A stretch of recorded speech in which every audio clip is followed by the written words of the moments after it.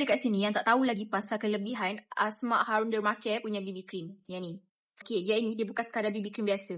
Yang pertama sekali, dia boleh tone upkan skin tone awak. Yang kedua, dia merawat tau sebab dia boleh mencerahkan muka. Dan yang ketiga, dia ada SPF 50.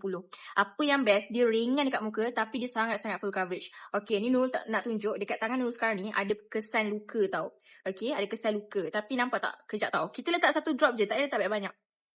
Satu drop yang very very small. Okay, very very small drop. Awak just ratakan sahaja. See?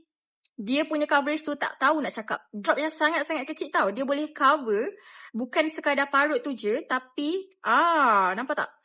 Serius cakap, satu botol kecil tu korang boleh jimat and boleh pakai ni serius sampai 2 ke 3 bulan. Kalau jenis tak pakai hari-hari sampai 4 bulan pun boleh tahan. Dan harga dia memang murah, memang bala. Okay, yang paling best, dia senang nak siap. Jimat masa, jimat tenaga dan jimat duit. Okay, so siapa yang nak tu, pergi ambil cepat sebab dia memang cepat sold out tau. Pergi try sebelum habis.